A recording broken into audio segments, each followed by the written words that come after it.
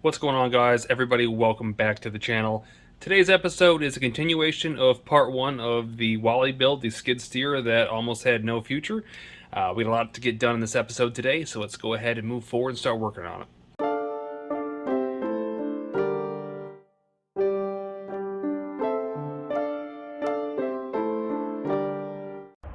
Alright guys, so it is the next day, and as you can see, we're still jacked up outside. So we tried a few different things to get this thing started. The first thing we tried was disconnecting the starter and trying to hotwire the starter directly so it wouldn't kick out once it thought it was started. That didn't work, so again, obviously we jacked it up off the ground and tried to get the resistance off the wheels as I shared with you, and well, that didn't work either. Then we thought of other ideas. Maybe we put in some kind of clutch system between the PTO or the couplers in the back, or maybe like a PTO switch off a mower. Problem is, we don't have any room to do that, and so I found the next upgrade, and the next upgrade is, well, it's that. So that one just clearly isn't big and strong enough to turn over the engine. I do think it would run if it actually got started, but it's just the starter's so much smaller. And if you look at the new engine, while you might not be able to tell on camera, the starter's much more beefier than the other one, so this should, technically speaking, have more capabilities of cranking that engine over fast enough for the thing to start. Part of the problem is it's a single cylinder, so essentially if you think about it, the piston's kind of going like this, right? And it's got a slow turnover, whereas with V-twin you got two cylinders hitting firing, so you have a better chance of getting that thing started. Plus, it's a stronger starter, as I shared with you, so that should get this thing fired over. While I was at the local HFT measuring the differences between their similar motor as this and the Predator motor, the 22 horsepower, the dimensions as far as height and the back and all the attachments seem to be the same, so I should be able to essentially swap this thing from one to the next and not have any single problems. Hopefully. Now, I do know one thing that has to be done is that the exhaust has to be moved, because the gas tank, which you can kind of see right there, would be hitting where the exhaust is, so I need to basically bring that exhaust up and forward. I have a way to do that. That's not a problem. So I'm going to go ahead right now. Before I do anything, I'm going to get this thing fired up, make sure that the motor runs and everything's okay. You guys don't need to see that, but once we get that done, we're going to start making modifications and switching things over from that engine there to get this thing in there, and hopefully we can get this thing running, moving, and in the shop and not underneath a carport. Alright guys, so I'm back in the shop. A little bit of a dilemma right now. So I couldn't get this thing running at first, and I couldn't figure it out. I double checked and it was getting spark with my spark tester, and then I pulled out a plug and it looked like it was kind of wet. I'm like, I don't know how that's possible. Again, I'm just using my homemade fuel pump here. I couldn't figure out how is it possible that this thing is brand new and it's not starting. So I went ahead and I looked at my gas I'm using. No, it's not apple juice, it's just gas. It's kind of tough to see, but there's a little bit of water on the bottom of that. I'm starting to realize that this gas is no good, so I went ahead and got brand new 93, and it fired up like it was nothing. Then it got me thinking, why don't I try it on this engine again? And sure enough, it fired right up and ran. So the whole problem the whole time was bad gas. What are the odds of that? Alright, so before we slide the engine back in, one thing I need to do is empty the old fuel tank here, because I know it's full of dark, yellow, nasty looking gas.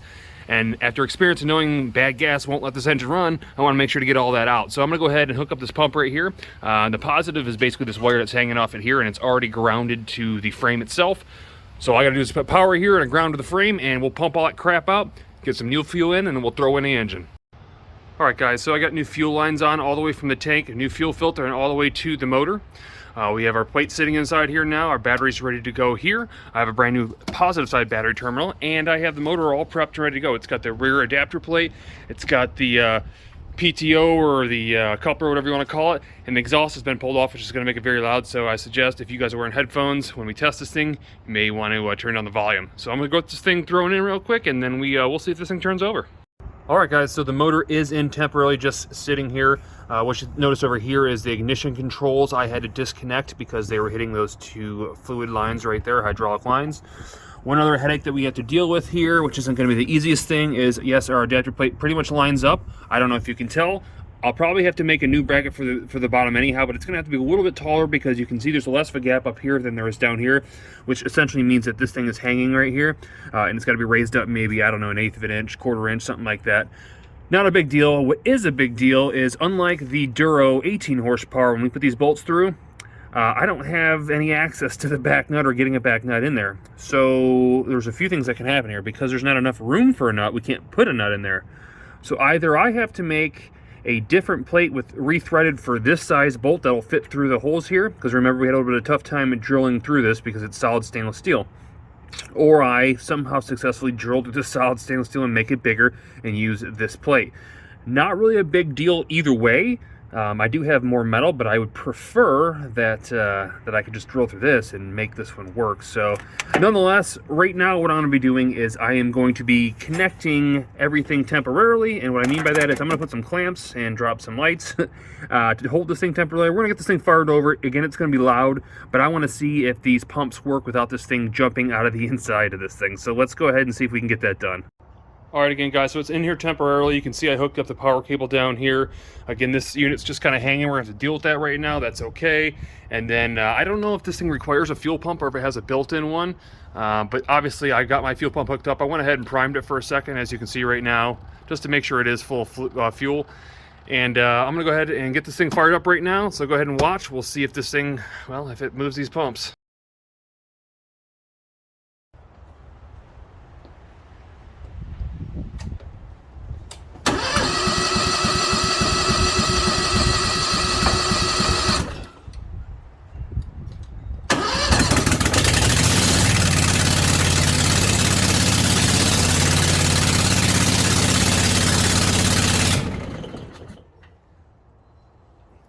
Okay, so it's extremely loud without mufflers.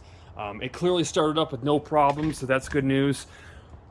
I saw the tires moving. I didn't get a chance to actually put it in dry, but I know it's going to work at this point. So what I need to do now is I need to fabricate a muffler in my brackets and figure out what I'm going to do to get this motor mounted in there permanently. All right, guys, so here is the solution I come up with on the adapter plate. Now, I was going to make a new one that I thought, well, I hate to waste this one, and I started thinking about it. There's got to be a way. And so essentially what I came up with was using bolts coming the other way. So if I can't get to them on this side, I thought, why not put them on that side and screw them in from this side? And what I am having to do is just get some stainless steel hardened carriage bolts. And they had enough clearance, as you can see here, to go in where they're supposed to go. The only difference with this, or the little difficulty I should say, is that this is going to be a little bit harder lining up, trying to get this thing lined up while doing these. But theoretically it should work, so let's try it and get it in. Okay, so as you can see, the motor is bolted to the adapter plate, and the adapter plate is bolted to whatever that thing's called. So we're good so far. Now it's time to custom fab this exhaust because, as I shared with you before, the exhaust would be hitting this gas tank right here, which obviously isn't going to work, so we have to kind of raise it upward. And so I have to do a couple of slices and a couple cuts and a couple welds to get that thing set so it'll come up here. But let's get to it. All right, so moving on to the exhaust. This part should be pretty straightforward. The way you see the exhaust or the muffler sitting right now is the way it's sitting when you're looking from the back of the engine. What we need to do is we need to position it so the exhaust exit is coming out of the right-hand side, and it'll shoot out the back. And we want the flanges that you see right here facing downward like so.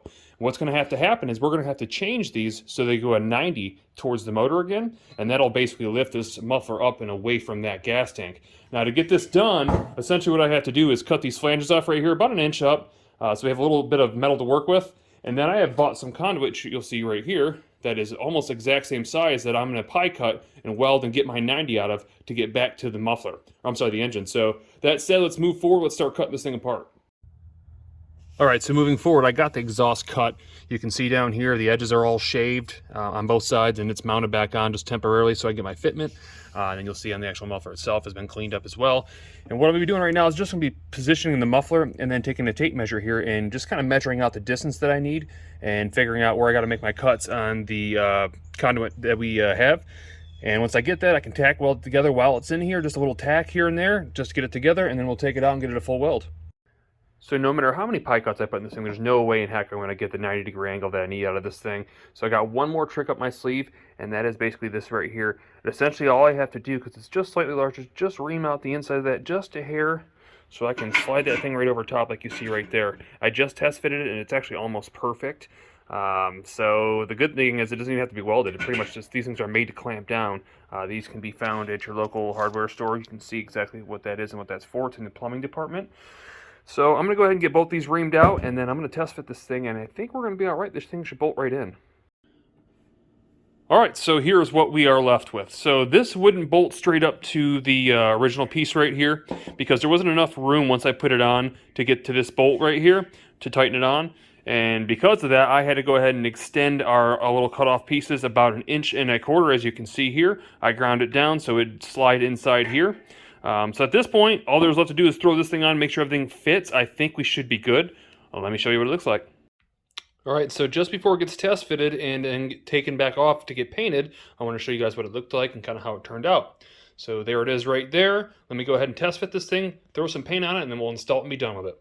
All right, so there it is fully installed, as you can see, and it's cool because it's removable. It's not all welded in, so I can take it out just by the elbows or all the way out from the studs. So kind of a cool setup. Now all I got to do now is run the out pipe from right there, and oddly enough, I had one from an Onan generator that was perfect shape and size. I don't know if I've thrown it away or not. I'm hoping I didn't. If not, I'll have to run to the store and get one. That doesn't really matter, but right now, before I do that, I want to go ahead and get this thing fired up to make sure it runs and put this thing in drive back forward and play with the bucket.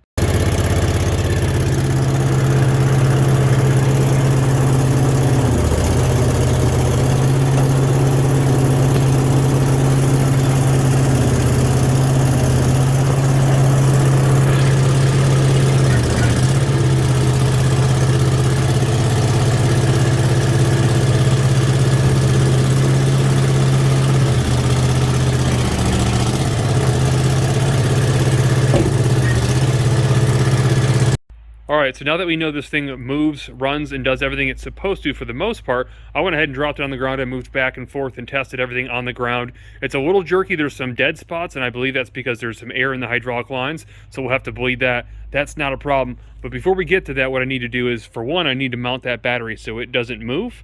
And two, and most importantly, I need to make a new lower plate that you see right there, because as we spoke about, I cannot drill through that 3/8 inch solid stainless steel. So I bought some mild steel that'll should be able to cook right through that with the drill. We'll get a new bracket going down there, and then once that's all said and done, we're going to start working on some of our controls.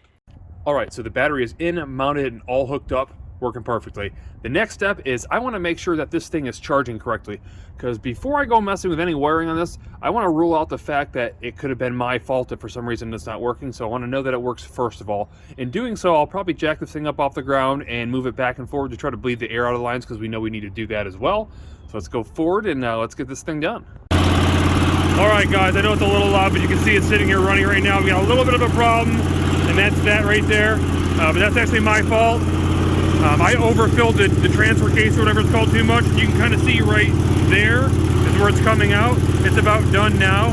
I tried sucking it out through the dipstick, and I couldn't get it out really that way. It's my fault because I put too much in. Not really a big deal. More importantly, we do have a little creep on the left-hand side, and if I try to stop it, you can't. If I turn this handle just the slightest bit, though, it goes to a stop. So in the future, we are going to have to adjust that. That's going to be a problem if we don't. Obviously, we don't want this thing creeping into a car or something. So gotta get that done. But right now, everything seems to be measured out good as far as voltage. The voltage was at 12.7 volts, it's holding, so that's good. That means we can work on our wiring and not have any problems. All right, guys, so we had a little bit of a setback. Now, what I thought was just simply coming out of that rear tube leaking, it was, but there's more to it. It's not just that, there's another leak. Probably caused by me when I had the engine out, the original engine. Anyhow, I thought it was just this drain tube right here. You can kind of see it goes up and it goes all the way down into the bottom of the, I don't know if they call it a transfer case or what. But if you look down there good enough, you can kind of see where you see a little bit of copper. They connect to the bottom of the case. So it looks like it's coming out of that left side that you see over here. And fortunately for me, there is a access panel on the bottom. So I gotta go ahead and jack this thing farther up to access that. I gotta make sure this is done right, because obviously you saw how much fluid was coming out of there. That's not acceptable. We have to have it fixed. Normally I probably wouldn't have showed this, but yeah, I would have. I hate hiding things. I can't hide things. I got to show you kind of everything I do. But that's got to be taken care of. So I'm going to get that taken care of real quick, fix the leak, so we can at least move forward and get some of our wiring done. All right, so moving forward to the wiring, this is the mess that we got to figure out. So we got to figure out what these wires are. And with the help of other YouTubers, I've come up with some of the answers, but I can't even read my writing that I wrote down the other night. So we'll have to kind of figure it out on our own. Nonetheless, essentially what we want to have happen is the wire that essentially is the power wire and the switched wire, when the key turns, is what we want to run forward to our main switch up in the front. Because again, what we want to do is we want to bypass this key switch right here and use the original up front. So what we need is we need a power wire, that switch power from this going up front, and then the wire running back that tells the solenoid to turn over. And then once there's a wire that's a switch positive going to the front, we can wire everything off that as far as lights and things of that nature. So right now I know there's a couple different things we got to do. There's a tip over sensor here. Some people say bypass it. This isn't a go-kart, so I don't know that I want to do that. I feel like if I take that out and this thing falls over, somebody could possibly get burned with hot hydraulic oil or something, so I kind of want to leave that in. But I think one of the main wires that we have to focus on is this white one here. I think that's the switch solenoid wire. So let me go ahead and figure out what these wires are. I'll get this thing taken apart and give you a little bit better view of kind of what this looks like inside this box. Okay, so I think I may have figured it out for the most part. So our main power obviously is going from the battery over here with a big thick red wire and going back here to the back side of our starter. Splitting off that, which is, you probably can't see back there, there's a wire right there that's tied in with that, which is this white wire coming in right here. That wire, the white wire touches right here and crosses over here. Then, when you turn the key to on our switched power, it jumps over to this yellow wire right here and heads back. Now, we want to focus on, obviously, the yellow wire because that's our accessory, but also when you hit the start, when you turn it, that next click to start it, it jumps over to this black wire with white that runs back to the starter solenoid switch, and that's what actually gets the engine to start over. From what I can tell, the other two wires are grounds. They're not really as necessary, I don't think. But also you'll see that there's a couple switches in here. So we have a thermal switch right here that is tied in with our main power wire. That is basically like a fusible link where you just press the button if it gets too hot and you can restart it or whatever you got to do. And then that runs down into a fuse down here just as a safety fuse in case the thermal switch doesn't work the way it's supposed to. That's kind of a backup, and then it runs into the regulator. So all that wire is necessary. What we need to do is take whatever we need out of this right here, because we want to get rid of this whole box because it's kind of in our way for our hoses to shut. So we need to get rid of that. We know that all the hard stuff's coming off here as far as cabling, so that'll be out of the way. I don't have to worry about that, but I do need to get these wires packed in here somehow and get some kind of disconnect on them so we could run those two wires to the front. So I'm gonna go ahead and disconnect this. We gotta test the wires up in the front real quick, see what those are, coming back into this loom that you see right here. That'll be coming down here. And once we kind of match those up, we can start connecting them and testing them to make sure that front key switch will work with this. All right, so I just dropped down the gauge panel. Essentially, there's just 2 3/8 bolts that unbolt from the top here and it drops right down. It's pretty straightforward. It's pretty disgusting there, as you would imagine, from a 1978. Nonetheless, we got to follow this and do some wiring tactical work. So we got to figure out power and ground. Now, one thing I did notice, there's a wire right here that was part of our bolt right here. So I know it's going to have to be a ground. So if I follow that back here, it goes to here, connected to this wire, which goes to here. Now, if there's a power here, or a ground here, there has to be a power, so I'd say the white has to be our power. That white leads back to here. So we know that this one is a positive right here. Let me see what else here. We know that there probably has to be 2 positives and 2 negatives right here. So we know, again, the white's positive. The green goes back to something directly to the engine harness, so I don't know what that goes to. We have another red one here. This is a light right here. And of course, this is our ignition switch. So one of these is positive and one of these is negative. So we know one's positive, one's negative. I'm gonna go with the red being positive and the black being negative. So let's assume that positive, positive, negative, positive, positive, and negative would be my guess. So I'm gonna put power to it right now. The wire's coming in. I'll test that as I turn these things over. That should be correct. And if it is, we'll start testing it from here all the way to the back. All right, so real quick, just to show you how I'm going to test this, it's kind of straightforward, but it's also kind of hard to explain. If I look at it this way, right here is this is a light that tells us, I don't know whatever it's for, but it's a light saying that something's on or whatever. I can see here, this is its main ground. It was bolted to the chassis right here. So I know that the power side has to be switched, which is this red wire here. So I know that this is a switched power coming out right here. I also know that the green wire coming out here, I'm pretty sure, is our ground, and I have that right here.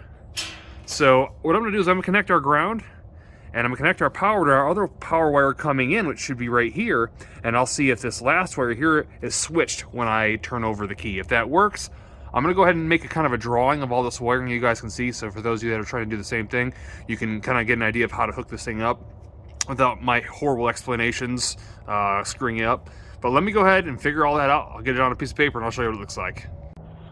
All right, so real quick, before I cause any more confusion, in my testing I figured out this. So we know that that's a switched power right there. That's not really a big deal. This is our main power coming in over here. And this right here, we know is also power. Can't really figure that out. And then this actually is our starter switch. So this is when we turn the key, power goes to this. So essentially, main power coming in, turn the key on, power comes from this to all the lights and everything else it needs to. Turn the key to start it, puts power to this, on out to the starter solenoid. So kind of difficult, but I guess there's no grounds. I would have figured there was a ground. There's not. So let's move forward with that. I'll write out this diagram. I'll show you what we need to do. All right, guys, so unfortunately, this switch isn't going to work, and the reason why is because it doesn't have any grounds, as I shared with you before. I thought there were some grounds, but obviously there's not now, and the reason that won't work is because on modern engines, I guess you could say modern like Honda or Tecumseh or any of these smaller electric start engines, they all run a ground switch. And what that does is that is like having a kill switch, just like on a regular lawnmower engine where you just flip the switch, your key is built into one. So you have your power coming in, your power coming out, your power going to your starter solenoid, and then you have these two black. One is a ground and one is a ground out, which grounds your circuitry for your ignition out. So because the other one doesn't have that, we cannot use that. So what we're going to do now is we're going to cut this off and we're going to put this where the old, I should say the old key was. Do little modifications up there as well with the wiring. But it should be pretty straightforward. All I got to do is run the loom up there. I'm going to run a couple quick disconnects somewhere probably in the vicinity up here where they're hidden, even though they are outdoor disconnects. I want to be able to just, if I take this upper cage off, for example, when we paint it, I want to be able to just disconnect it and not have to worry about changing any wiring. So I'm going to go ahead and cut these off. I'm going to extend the wiring and I'll show you exactly what it looks like. All right, guys, so I'm going to cut it right there for this video. I'm super excited to see where this build goes. I hope you guys are as well. That said, if you guys like the content so far, definitely hit that thumbs up. And if you haven't already, definitely click the subscribe button so you'll see part 3 right when it comes out. I'll see you in the next one.